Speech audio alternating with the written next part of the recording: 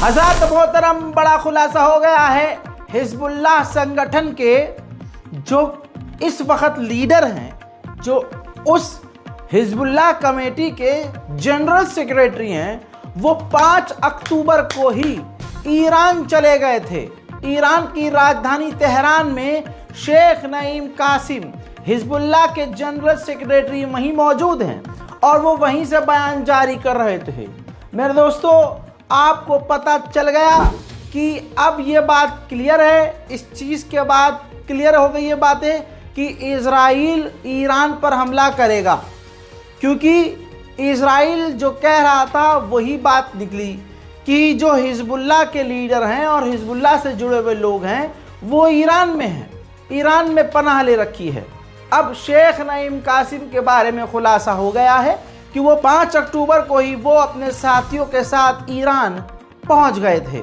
अब दोस्तों वहीं से वो सब कुछ डायरेक्ट और लीड कर रहे हैं और इस लीडरशिप में हिजबुल्लाह को लेबनान में कामयाबी भी मिली है, क्योंकि आपको बता दूं कि इजराइल अपने तरफ के नुकसान तो छुपा रहा है लेकिन हिजबुल्लाह के नुकसान दिखा रहा है।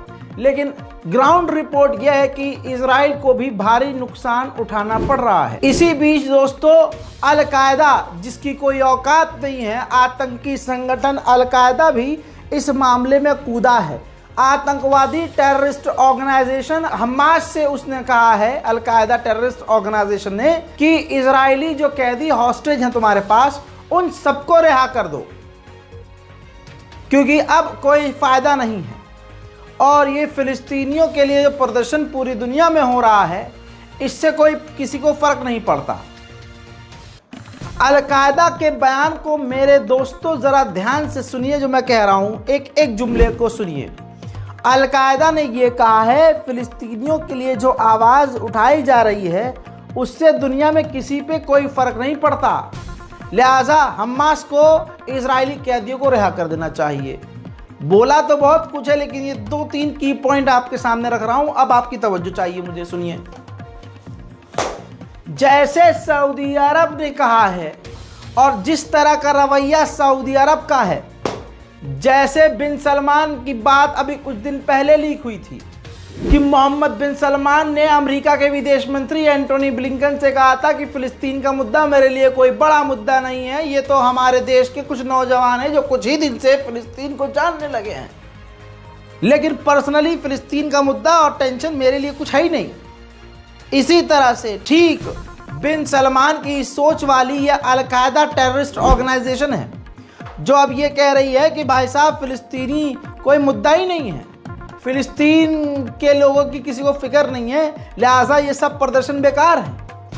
हाय हाय, जोड़ो तो भाई कड़ी ऐसे जोड़ो। खबर देखने का क्या फ़ायदा जब आप समझ नहीं पाओ कि भाई इस खबर के और क्या क्या मायने निकल रहे हैं।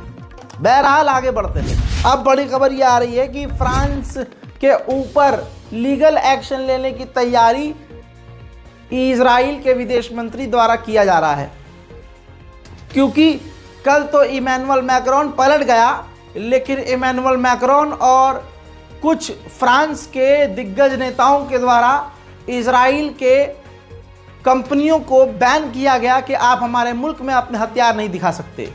इजराइल को इतना बुरा लग गया, जबकि सफ़ेद शैतान पलट गया, अपने बयान से वो पलट गया। कल वो वीडियो मैं आपको दिखा चुका हूँ, लेकिन इसके बावजूद ऐलान इजराइल के द्वारा किया गया है कि हम इनके खिलाफ लीगल एक्शन लेंगे अंतर्राष्ट्रीय कोर्ट में। शेख नईम कासिम हिजबुल्लाह के सेक्रेटरी का ईरान में होना ईरान के लिए बड़ा खतरा बन गया है।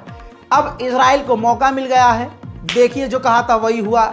अगले अपडेट में आपको बता दूं कि इजराइल ने कहा है कि नेतन्याहू के घर पर जो ड्रोन हमला हुआ, उस हमले का आदेश तेहरान से दिया गया था। उधर हमास के प्रवक्ता ने ईरानी चैनल पर, आपकी स्क्रीन पर ये ईरानी चैनल पर पैनलिस्ट को देख लीजिए, इसमें एक व्यक्ति जो है हमास का प्रवक्ता है, उसने ईरान का बचाव करते हुए सफाई दी है कि हिजबुल्लाह ने अपने ही दम पर इजराइल के प्रधानमंत्री नेतन्याहू के घर पर हमला किया था।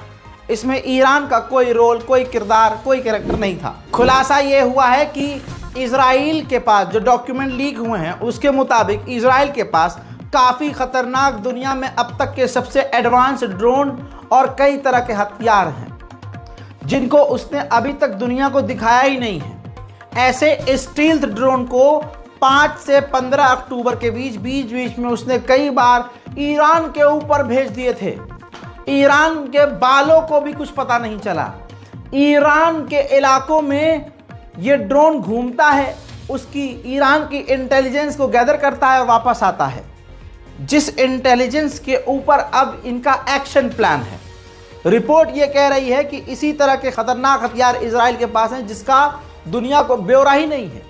दूसरी तरफ अमेरिका ने इस बात को मान लिया है कि हाँ, हमारी जांच में अब ये साबित हो रहा है कि इजराइल के पास परमाणु हथियार हैं। अब खबर ये आ रही है कि ईरान के ऊपर हमला करने के लिए इजराइल एक कदम और आगे बढ़ गया है।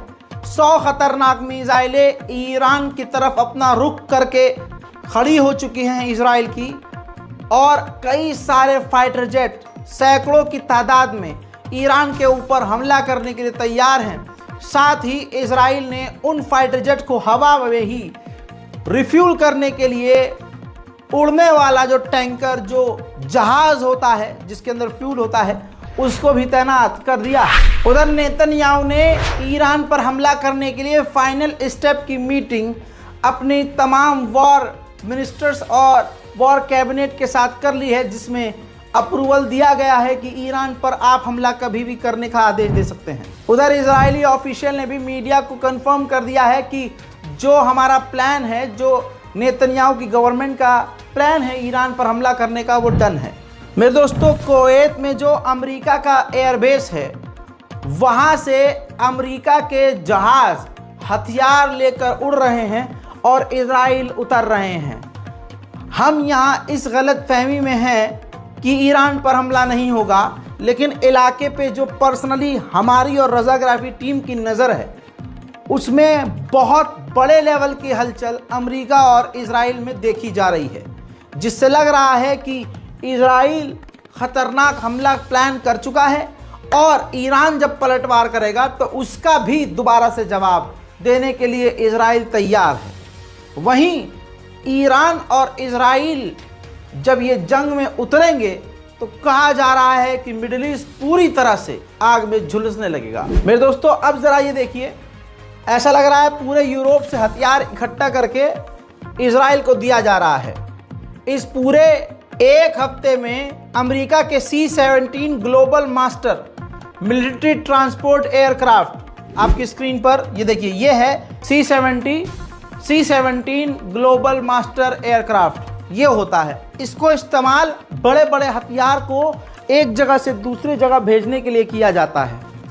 अब ये एक हफ्ते के अंदर पूरे यूरोप से, अमेरिका से बार बार चक्कर मार मार कर ये सीधा इजराइल उतर रहे हैं।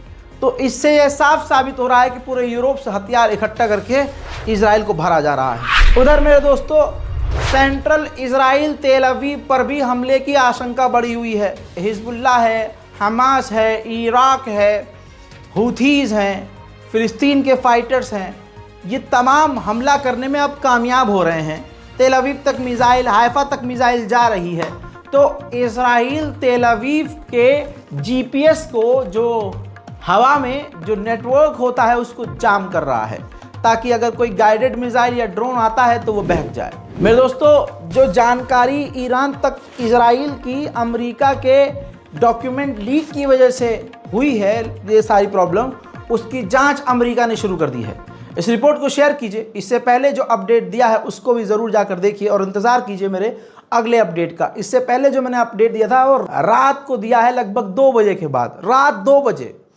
अब लोग देखते हैं, रज़ा भाई ये खबर तो अब अरे आप लेट दे रहे हैं। अरे भाई, हम समय पर देख चुके थे और उस वक़्त आपकी नाक के गुब्बारे फूल रहे थे, मुंह खुला हुआ था, खर्राटे की आवाज़ें आ रही थी, यानी आप सो रहे थे। रिपोर्ट को शेयर कीजिए, चैनल को सब्सक्राइब कीजिए। भैया जय हिंद।